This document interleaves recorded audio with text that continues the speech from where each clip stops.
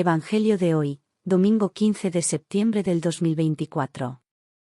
Revelación del Santo Evangelio según San Marcos. En aquel tiempo, Jesús y sus discípulos se dirigieron a las aldeas de Cesarea de Filipo, y en el camino preguntó a sus discípulos: ¿Quién dice la gente que soy yo? Ellos le respondieron: unos, que Juan el Bautista; otros, que Elías; y otros, que uno de los profetas. Él les preguntó: ¿Y vosotros, quién decís que soy yo? Pedro le respondió: Tú eres el Cristo. Entonces les ordenó que no hablaran de él a nadie. Y comenzó a enseñarles que el Hijo del Hombre debía sufrir mucho, ser rechazado por los ancianos, los sumos sacerdotes y los escribas, ser matado, y después de 3 días, resucitar. Les hablaba de esto abiertamente. Entonces Pedro, tomándolo aparte, se puso a reprenderle. Pero él, volviéndose y mirando a sus discípulos, reprendió a Pedro, diciendo: Apártate de mí, Satanás. Porque no piensas en las cosas de Dios, sino en las de los hombres. Llamando a la multitud junto con sus discípulos, les dijo: Si alguno quiere seguirme, niéguese a sí mismo, tome su cruz y sígame. Porque el que quiera salvar su vida, la perderá, pero el que pierda su vida por mí y por el Evangelio, la salvará. Este pasaje del Evangelio de Marcos es uno de los más profundos y desafiantes del ministerio de Jesús. Se sitúa en un momento crucial de su vida pública, en el cual Jesús comienza a revelar a sus discípulos lo que realmente significa ser el Mesías y cuál será el camino que deberá seguir. Veamos paso a paso el significado y la profundidad de este pasaje. Jesús inicia este diálogo con una pregunta que parece simple pero que tiene un gran significado: ¿Quién dice la gente que soy yo? En esta pregunta, Jesús invita a los discípulos a reflexionar sobre la percepción que los demás tienen de él. Las respuestas son variadas. Algunos piensan que es Juan el Bautista resucitado, otros que es el profeta Elías, y otros más creen que es uno de los profetas. Estas respuestas reflejan la expectativa de un líder religioso o profético, alguien enviado por Dios, pero no reconocen plenamente su identidad divina.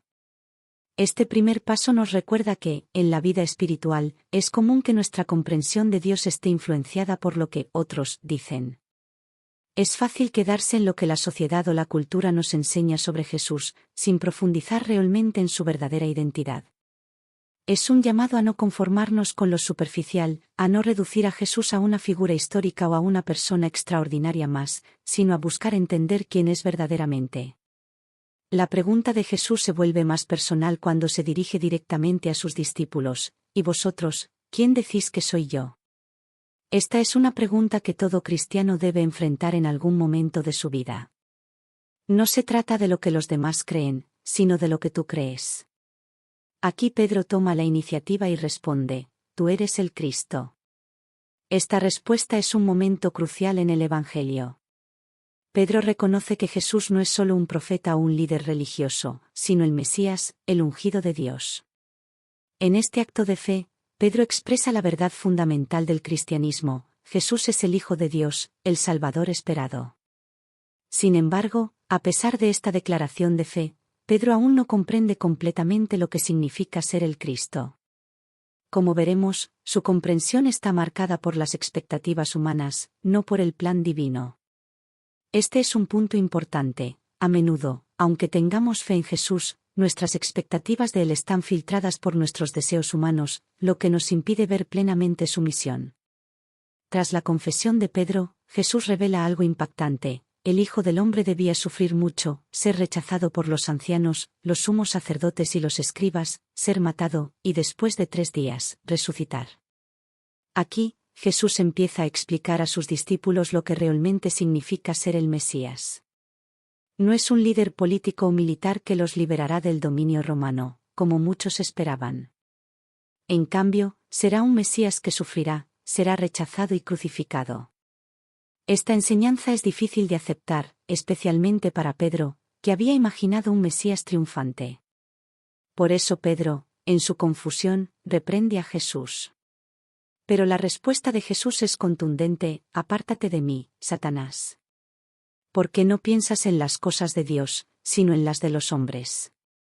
Esta reprimenda refleja cómo Pedro, a pesar de su fe, aún está pensando en términos humanos, buscando un Mesías que actúe de acuerdo con sus expectativas terrenales. Este es un momento clave en la vida de cualquier cristiano. Reconocer que seguir a Cristo no significa seguir el camino del éxito humano o de la comodidad, sino el camino de la cruz. Jesús nos llama a rechazar nuestros deseos egoístas y a aceptar el sufrimiento como parte del camino hacia la redención. Este es el misterio de la cruz. Solo a través del sacrificio y la entrega total se puede alcanzar la verdadera vida y la resurrección.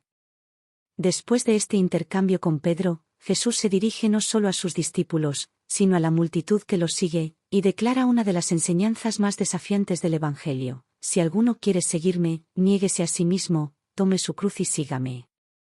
Este es el corazón del discipulado cristiano. Seguir a Jesús no es simplemente una cuestión de creencias, sino de acción y sacrificio. Negarse a uno mismo implica renunciar a nuestros propios deseos, ambiciones y egoísmos. No es fácil, pero es lo que nos permite alinearnos con la voluntad de Dios. Tomar la cruz significa aceptar las dificultades, el sufrimiento y las pruebas que inevitablemente vendrán al seguir a Jesús.